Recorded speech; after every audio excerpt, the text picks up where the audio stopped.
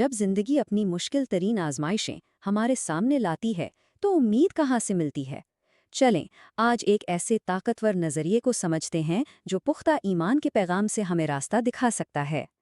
تو سب سے پہلا اور بنیادی سوال جو شاید ہم سب کبھی نہ کبھی سوچتے ہیں، آخر ہمیں ان مشکلوں کا سامنا کرنا ہی کیوں پڑتا ہے؟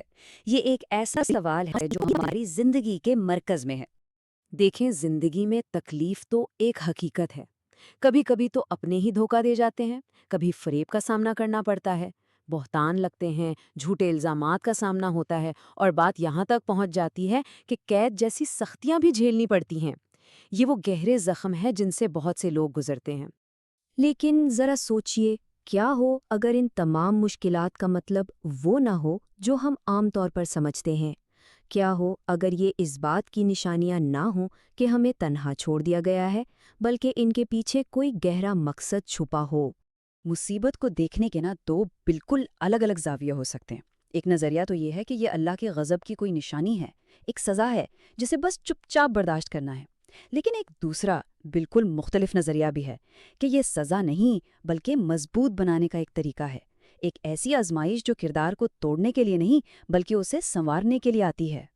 تو سوال یہ ہے کہ یہ آزمائشیں مضبوط کیسے بناتی ہیں؟ دراصل یہ ہمیں اندر سے مضبوط کرتی ہیں، ہمیں بڑے سے بڑے چیلنجز کا سامنا کرنے کے قابل بناتی ہیں، اور شاید سب سے اہم بات یہ ہے کہ یہ دنیا کو دکھاتی ہیں کہ ہمارا صبر کیسا ہے، ہمارا یقین کتنا پختہ ہے، اور ہمارا کردار کیسا ہے۔ اس پوری بات کو سمجھنے کے لیے ایک بہترین مثال ہے جو ہر پہلو کو روشن کر دیتی ہے، اور وہ ہے حضرت یوسف علیہ السلام کی داستان، جو برداشت کی ایک لازوال مثال ہے۔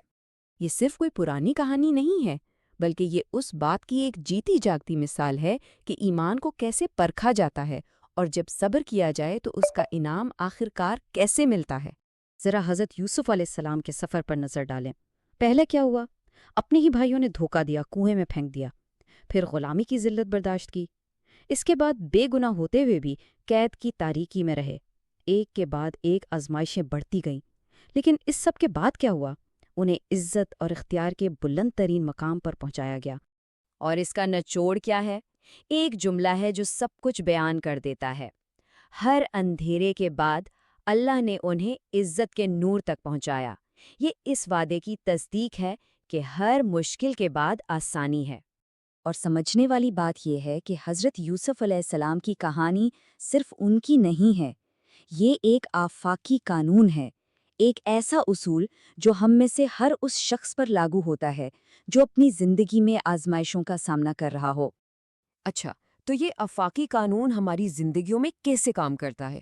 بات یہ ہے کہ اس کی ایک شرط ہے، ایک انتخاب جو سب کچھ بدل سکتا ہے۔